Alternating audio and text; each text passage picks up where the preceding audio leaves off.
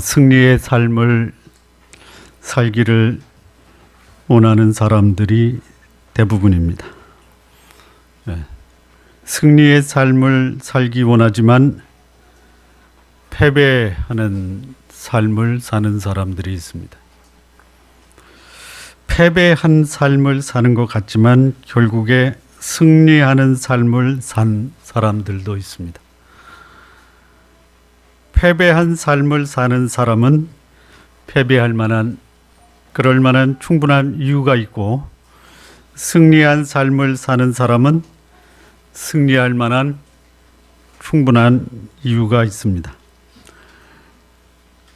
좋은나무교회 성도 여러분, 승리의 삶을 살기 원하십니까? 아니면 패배적 삶을 살기를 원하십니까? 희망은 하시기 바랍니다.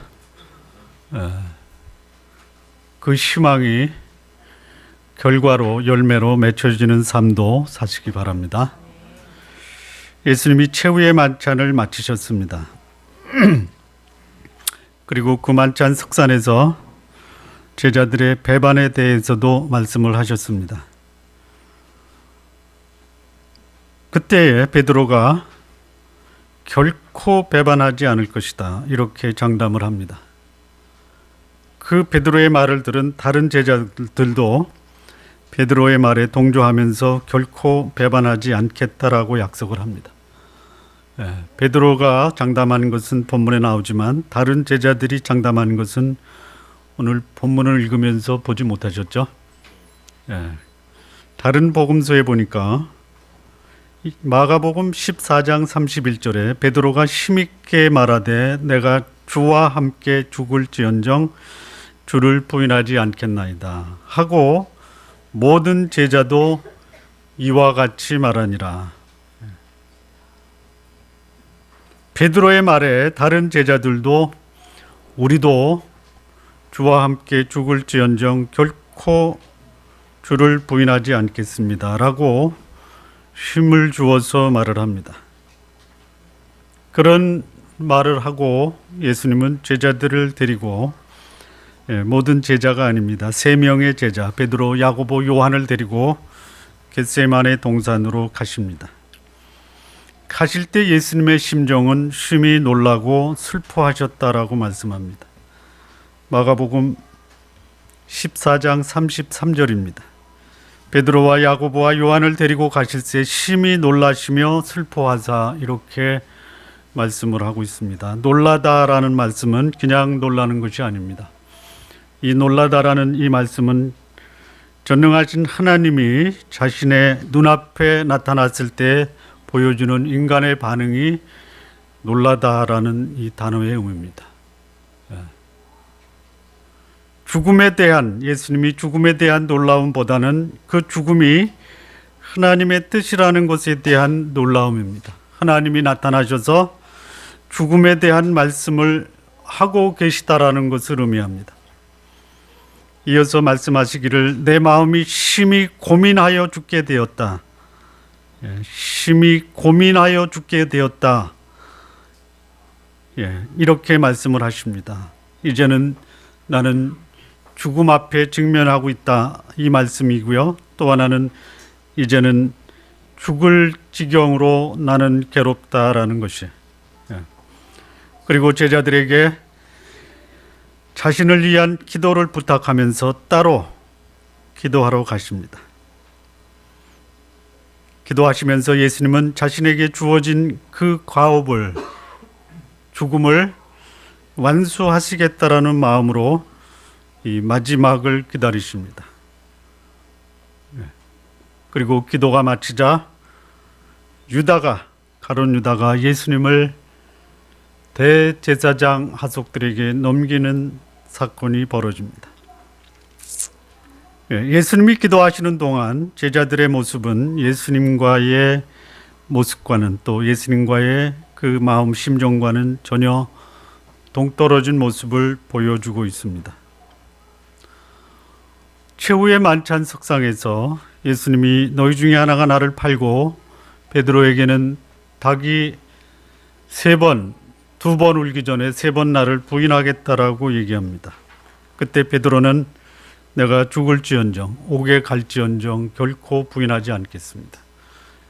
다시 말하면 승리를 장담했던 제자입니다. 자신만만했던 제자입니다. 그런데 불과 몇 시간도 되지 않아서 제자들은 뿔뿔이 다 헤어지고 예수님을 따랐던 베드로는 3번 부인함으로 그의 마지막 모습은 초라할 정도로 패배하고 맙니다. 그런데 그토록 심히 고민하고 죽게 되었고 놀랍고 괴로워했던 예수님은 그 죽음 앞에서 죽음을 당당히 맞이하는 승리자의 모습입니다. 죽음을 피하려고 애를 쓰다가 아주 무참하게 죽는 것은 승리가 아닙니다. 죽음이 다가왔을 때 죽음 앞에서도 죽음을 당당하게 받아들이는 사람이 승리입니다. 성경은 이렇게 말합니다. 무릇 살고자 하는 자는 죽을 것이요 죽고자 하는 자는 살 것이다. 제가 제대로 말을 했습니까? 이게 성경입니까? 아니면은 사람의 말입니까? 성경입니까? 죽고자 하는 자는 살 것입니다. 한 알의 밀이 땅에 떨어져 죽지 아니하면 한 알 그대로 있고 죽으면 많은 열매를 통해서 또 다른 삶이 시작이 됩니다. 지금 이 진리가 예수님과 제자들 사이에서 벌어지고 있습니다. 승리를 장담했던 제자들은 무참하게 무너지고 죽음 앞에서 괴로워하고 놀라워했던 예수님은 죽음을 당당하게 맞이하는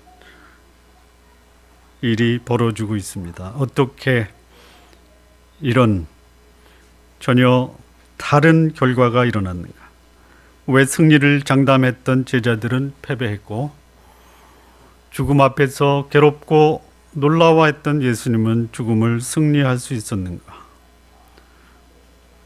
죽음과도 같은 이 세상에서 자신 있게 살아가는 사람들 패배할 수 있는 거 조심하시기 바랍니다.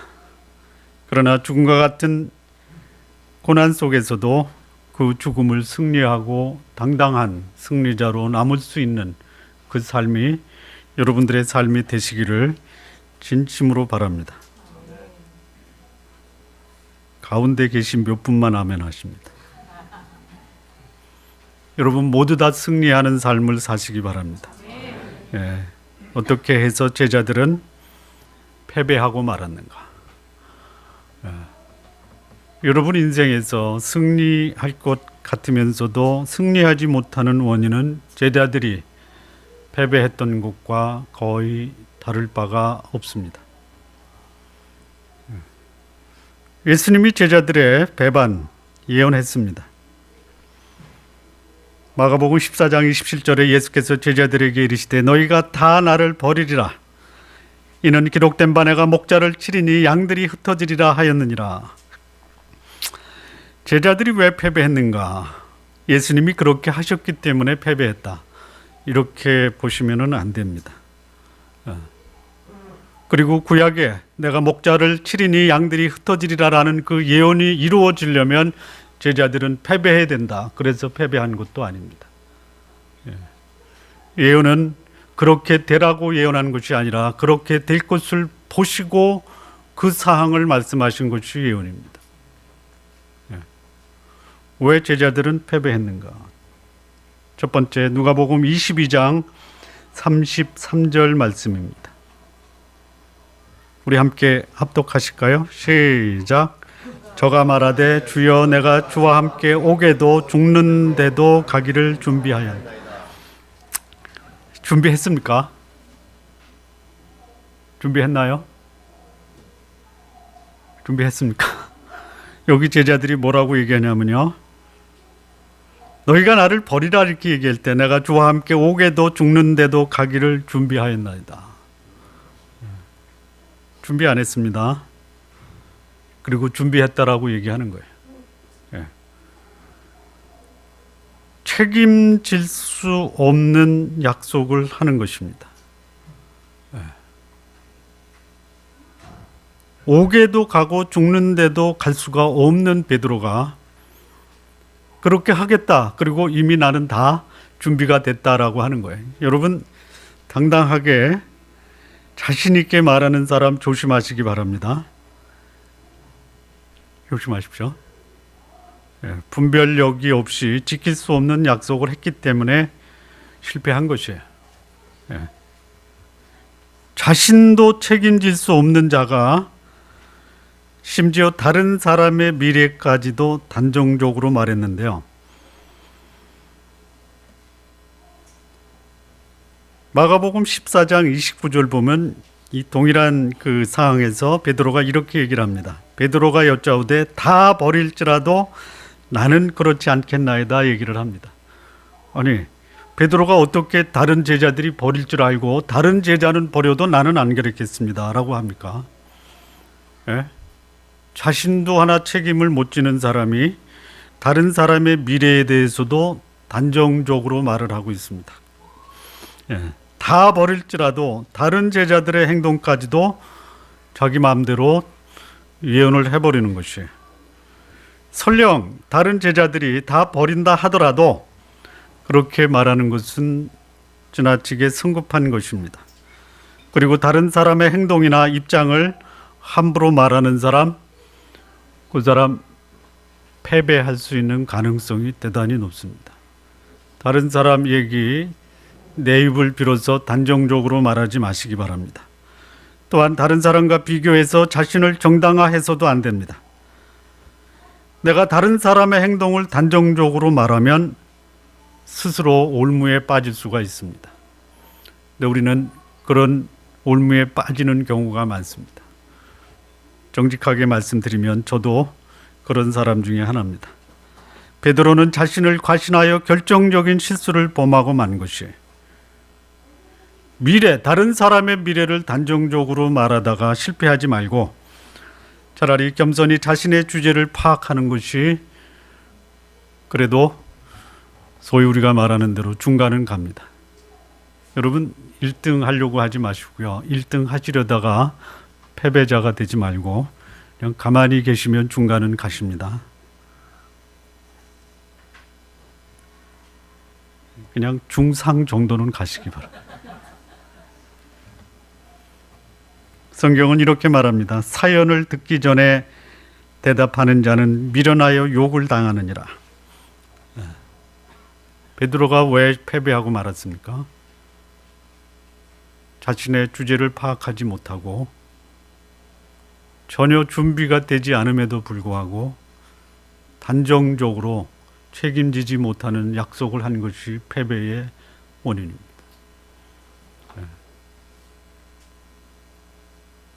약속 함부로 하지 마십시오.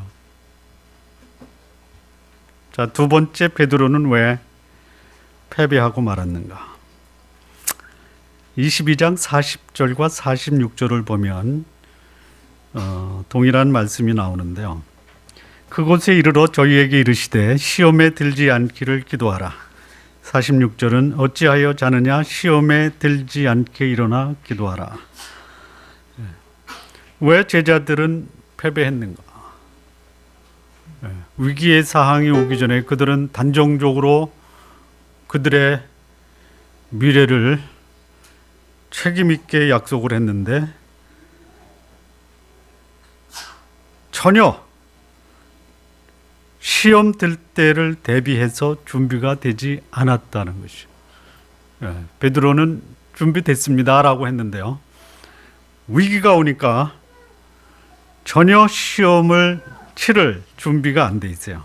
시험에 들지 않기를 기도하라. 시험에 들지 않기 일어나 기도하라.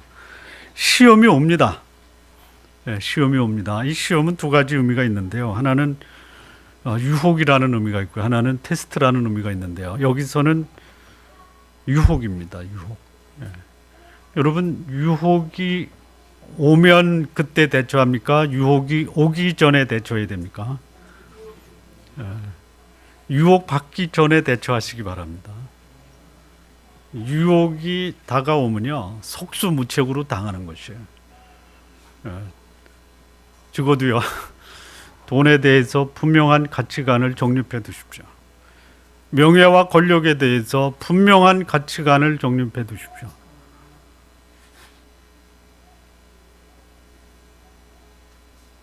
또 하나, 이 성 문제에 대해서 오기 전에 미리 준비해 두시기 바랍니다. 준비 안 해놓으면요, 돈이 왔다. 오기 전에 준비를 해놔야지 왔을 때 대비할 수가 있어요. 권력, 이거 만만한 게 아닙니다.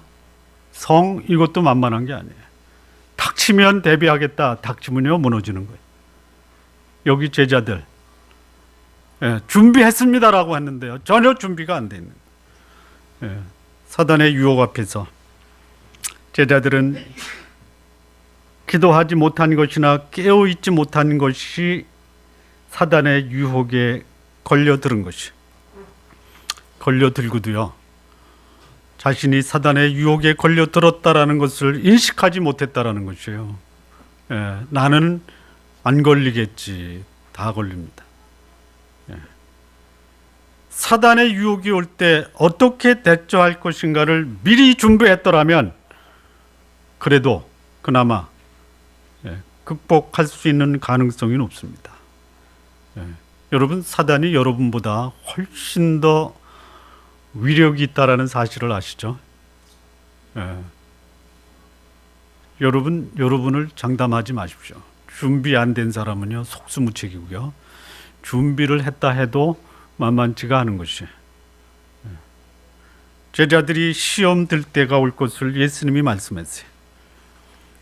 제자들에게 기회가 있을 때마다 자신이 죽을 것을 말씀하셨습니다. 그런데 제자들은 그 말씀에 별로 관심을 두지 않았어요. 제가 이런 학생들을 봅니다. 시험 발표가 나면요, 공부 안 하고 걱정하는 사람 봤습니다. 자, 시험이 발표되면 어떻게 해야 됩니까? 공부하는 거예요. 공부한 사람은요, 시험에 대해서 별로 당황하지가 않습니다. 근데 제가 직접 경험한 사람인데요, 한 달 전에 시험 발표가 났는데요, 발표 나자마자 걱정부터 합니다. 어떻게 하지? 어떻게 해야 돼요? 그런데 일주가 지났는데 똑같은 말을 반복합니다. 어떻게 해야지? 어떻게 해야 돼요? 2주가 지나고 3주가 지나고 내일 시험인데요, 오늘 또 이렇게 어떻게 하지? 어떻게 해야 돼요? 근데 시험 망치는 것밖에 없습니다. 여러 차례 예고하고 본인이 알아요. 어떻게 하지? 본인이 질문을 했습니다. 본인이 대답을 알아요. 그리고 준비를 안 하는 것이, 그러면 낭패를 보는 것입니다.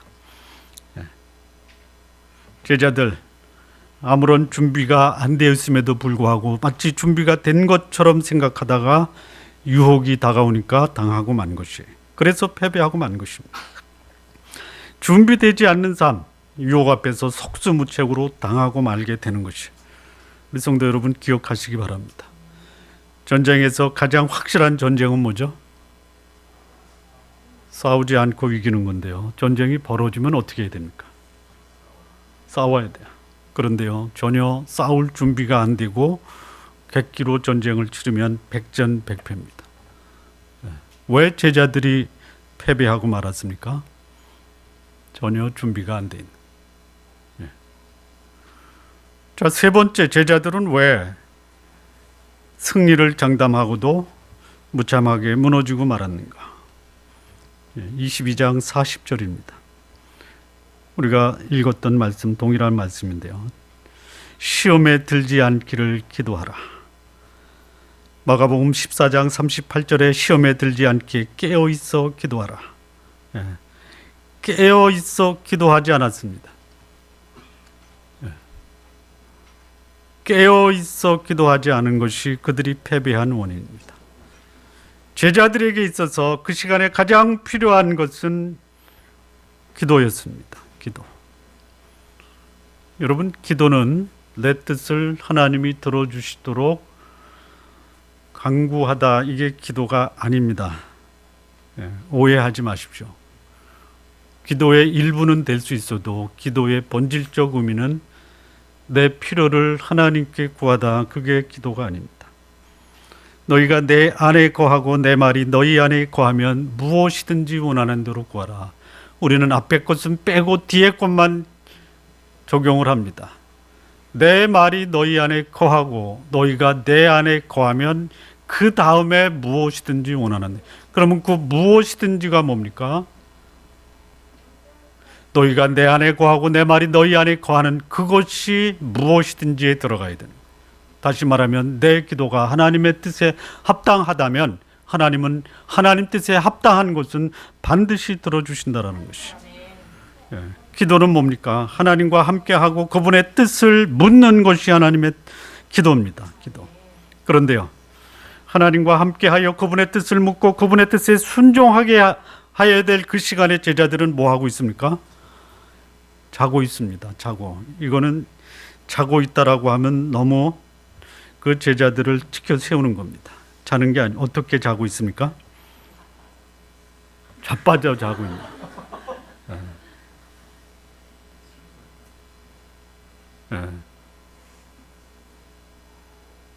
두 번 옮기지 않겠습니다. 자고 있는 것이. 깨어 기도하지 않으면 안 되는 그 시간에, 하나님과 함께 그 하나님의 뜻을 물어야 될 그 시간에 그들은 자고 있었어요. 그리고 여지없이 무너지고 만 것입니다. 성도 여러분, 시험이 우리를 패배시키는 것이 아닙니다. 유혹이 우리를 패배하게 만드는 것이 아니에요. 기도하지 않는 것이 우리를 패배하게 하는 것입니다. 하나님의 뜻과 상관없이 자신의 육체적 필요를 채우는 그것이 우리를 패배시키는 것이에요.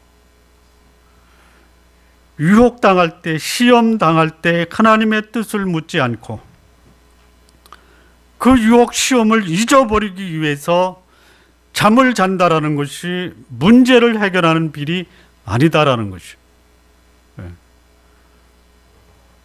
문제가 있을 때 내 뜻에 맞지 않고 도저히 그것을 받아들일 수 없다라고 하늘을 향해 원망하는 것도 문제 해결에 아무런 도움이 되지 않습니다. 깨어 있어 정신 차리고 기도하라라는 것은 하나님의 뜻을 묻고 겸손히 그분의 도움을 구하는 것, 이것이 제자들이 취해야 될 모습이었는데 제자들은 그러지 못하고 무너져 내린 겁니다. 하나님의 뜻을 구하고 그분의 뜻에 순종하지 않는 삶은 좋아 보여도 얼마든지 무너질 수 있습니다. 무너지지 마시기 바랍니다. 왜 제자들은 무너졌는가? 네 번째입니다. 마가복음 14장 38절인데요. 우리가 좀 전에 읽었던 그 말씀 후반부입니다. 마음에는 원이로되 육신이 약하도다. 육신의 약함을 극복하지 못했습니다. 육신은 다른 말로 말하면 본능적 욕구라고 할 수 있습니다. 제자들이 주저앉고 만 것은 육체의 본능, 육체의 유혹 앞에서 그냥 무너져 내린 것이에요. 여러분, 육체의 소욕은 대단한 위력을 가지고 있습니다. 육체적 본능을 충족하려는 마음이 때로는 마땅히 해야 할 것을 못하게 방해할 수가 있어요. 피곤으로 인해서 잠이라는 육체적 본능을 제자들이 극복하지 못했습니다. 피곤해서 자는 것이 문제가 아닙니다. 지금 이 시간은 자야 될 시간이 아니라는 것이.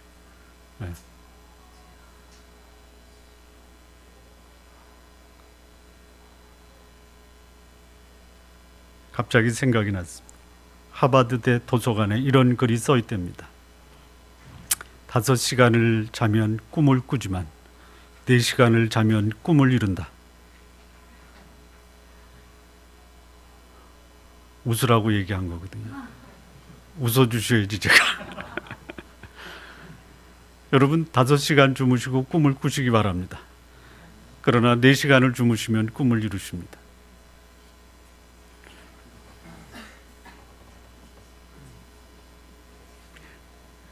꿈도 꾸시고요. 꿈도 이루시기 바랍니다. 육체를 의지해서 하나님의 뜻을 이루려고 하는 시도는요, 모든 것이 실패로 끝납니다. 여러분도 아시잖아요. 나는 의지할 만한 존재가 못 된다라는 것을 여러분도 아시죠? 모르시나요? 자신을 의지하는 것, 믿을 만한 존재가 못 된다라는 것 알고 있습니다. 오히려 내가 나를 의지했기 때문에 얼마나 실망하고 낙심했는가를 여러분은 아십니다. 여러분의 육체에 의지하지 마시기 바랍니다. 그런데요, 신앙인의 내면에는, 우리의 내면에는 육체와 거룩한 하나님의 성령이 공존합니다. 여러분의 육체를 의지하는 것, 이 다른 말로 말하면요, 여러분 인생의 주인이 나다라고 하는 것이, 내 인생을 내가 주도하고 산다. 그런데요, 여러분 자신을 못 믿는 거 여러분의 경험적 실증적으로 확인하셨다면은, 여러분의 인생을 여러분이 주관하고 살 때 결정적인 위기 앞에서 여러분을 의지했던 그 여러분의 의뢰가 여러분의 인생을 패배하게 만든다라는 거 아시기 바랍니다. 또한 육체를 자기의 목적으로 삼는 자도 여전히 그 육체를 자기의 목적으로 삼는 것으로 인해서 무너질 수가 있어요. 여러분 의지하지 마시기 바랍니다.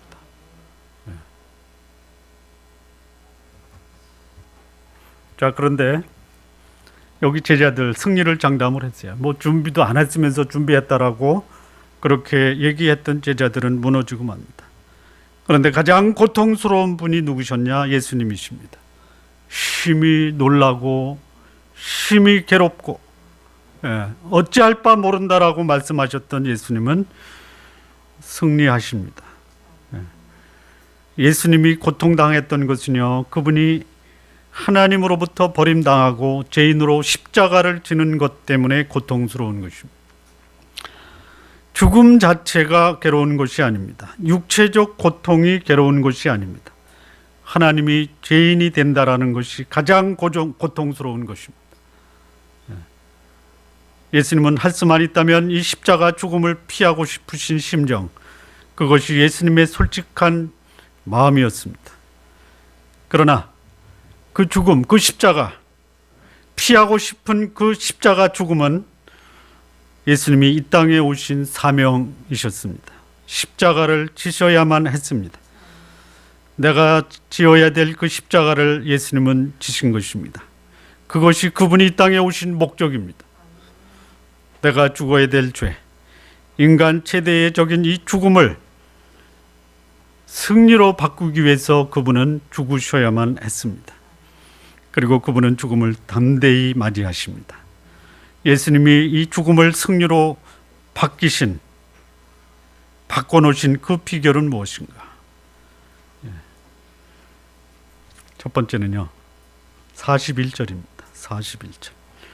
저희를 떠나 돌을 던질 만큼 가서 무릎을 꿇고 기도하여, 예수님은 그 죽음의 고통 앞에서 그것을 극복하고 승리할 수 있었던 첫 번째 비결은 그분은 기도하셨습니다. 기도.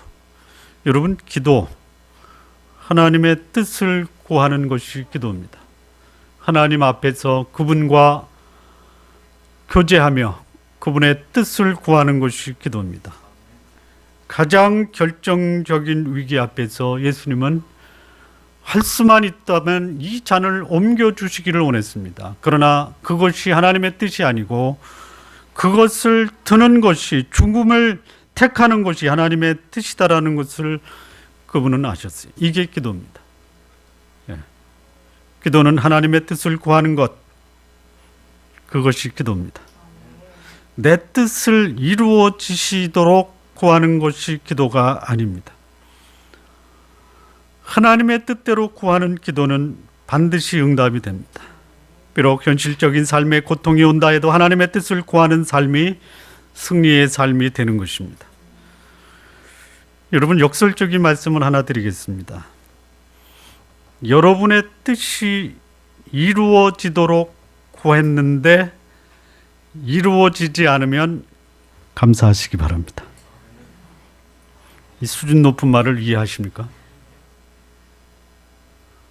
일부 예배 때 이 말씀을 드리니까 모르겠습니다 그러더라.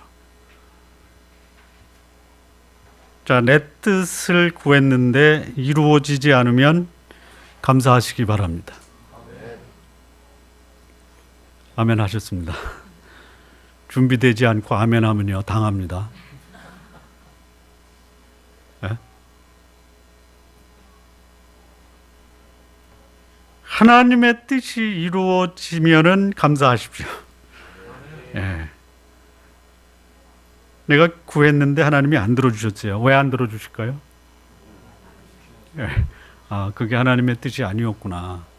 그래서 안 들어주신 게 복입니다.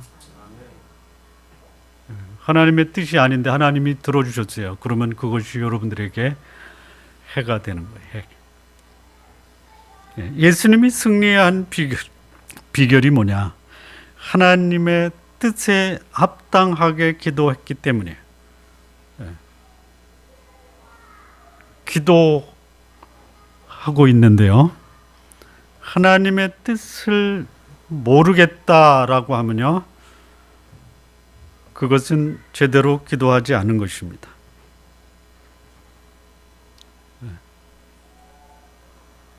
우리는 기도는 합니다. 그런데 하나님의 뜻은 모릅니다. 따라서 우리는 기도하지 않는 것입니다. 밤을 새서 기도하고 나무 뿌리를 뽑았는데 여전히 당신의 뜻은 모르겠습니다. 힘만 쓰고 마는 것이죠. 기도하면요, 내 요구를 들어달라고 떼쓰지 마시고 하나님의 뜻이 무엇인지 가르쳐 주십시오. 그렇게 기도하시기 바랍니다.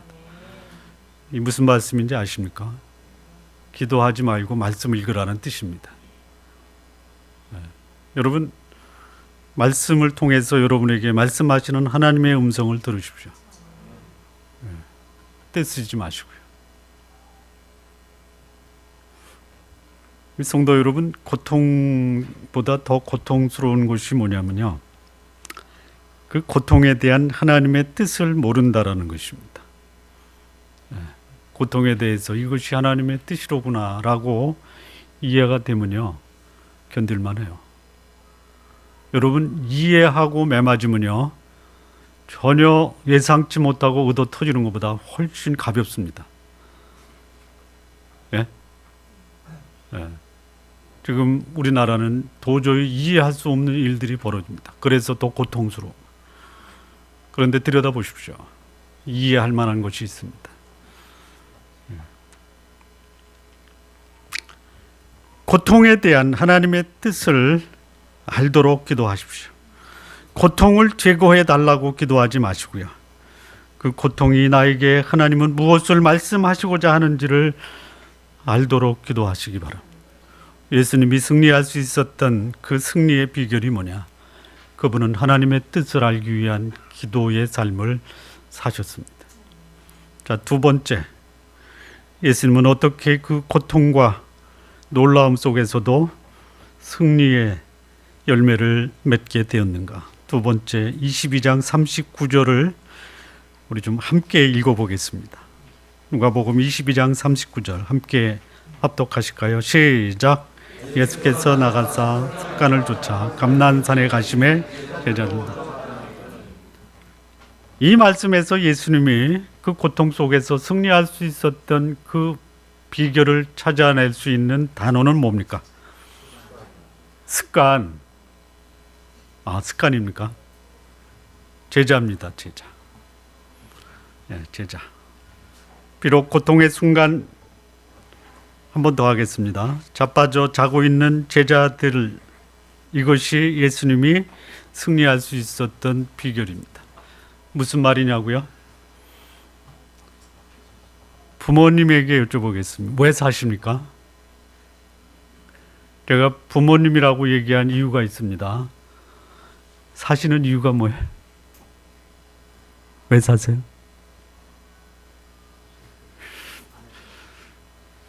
뭐 때문에? 네. 남편 때문에 속 썩는 부인한테 물어보세요. 왜 사십니까? 왜 살아요? 몰라요? 그렇죠. 자식 때문에 사는 거예요. 자식. 여러분, 자식이 내 고통 속에 무슨 도움이 됩니까? 도움이 됩니까? 안 돼? 근데 왜 고통 속에서 왜 살아? 자식 때문에 사는 거예요. 자식 때문에. 아십니까? 여기 제자들이 예수님의 죽음 앞에서 무슨 도움이 돼요? 도움이 돼요? 한 번 더 하겠습니다. 자빠져 자는 제자들이 무슨 도움이 돼요? 무너져 내리고 패배했던 제자들이 무슨 도움이 되냐 이거. 그런데 예수님이 그 상황에서 이 죽음을 극복하고 승리할 수 있던 비결이 그 제자들이에요. 여러분, 형편없는 사람들 우습게 여기지 마십시오. 그 사람이 내가 사는 이유입니다. 비록 잠을 자고 있었지만 예수님에게는 그들이 위로의 대상이에요.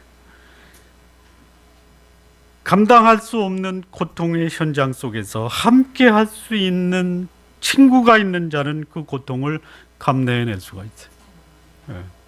여러분, 여러분이 살아가는 그 이유를 좀 여러분 주변에 연약한 사람들 때문에 살아갈 수 있다라고 얘기하시기 바랍니다.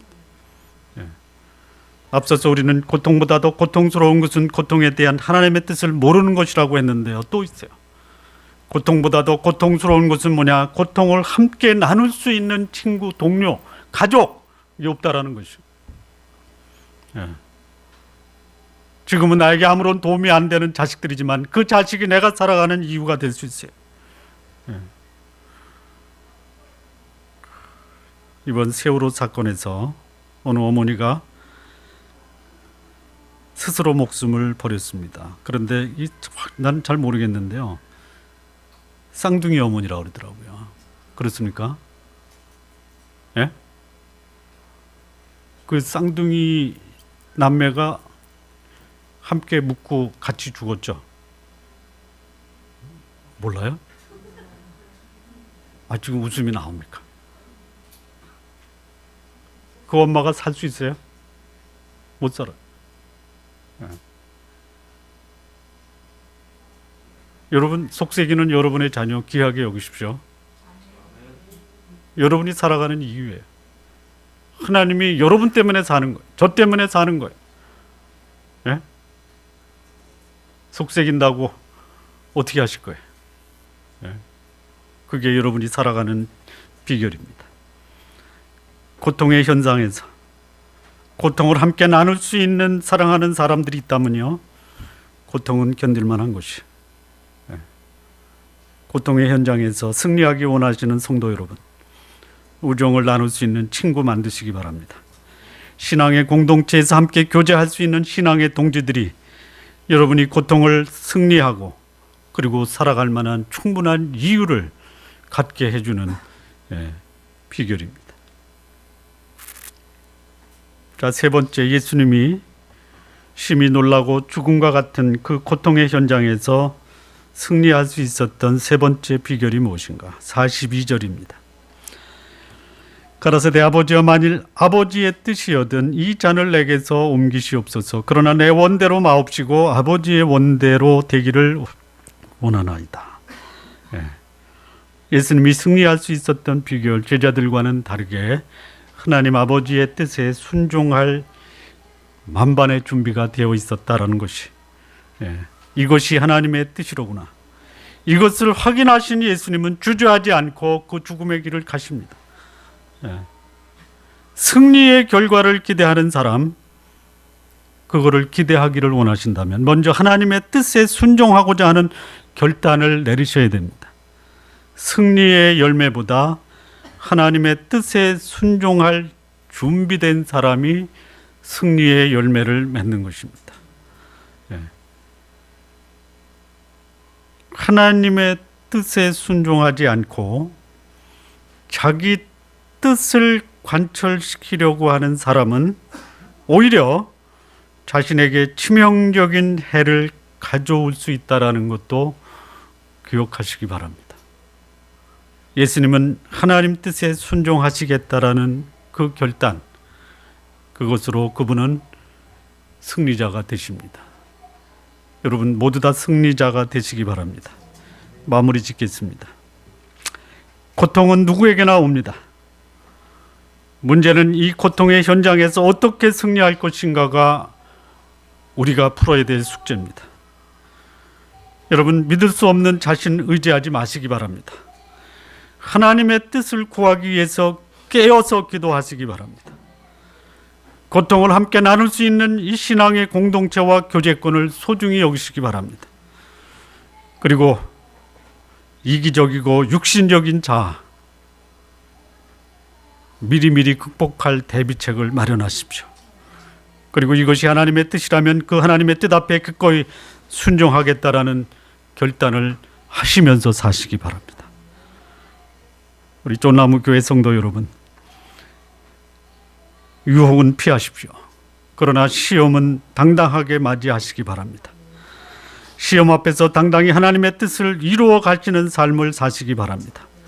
하나님 앞에서 주께서 주신 이 시험이라면 승리하심으로, 하나님의 뜻에 순종하심으로, 승리하심으로 여러분을 통해서 하나님의 뜻이 실현되기를 진심으로 바랍니다. 우리 성도님을 통해서 하나님의 뜻이 반드시 승리의 열매로 맺어지기를 진심으로 바랍니다. 기도하시겠습니다.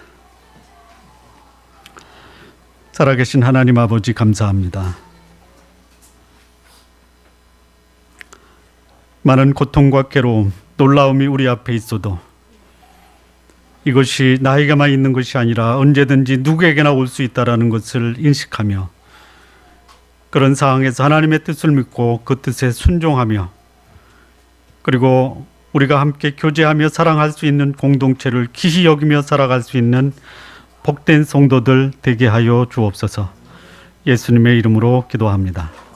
아멘.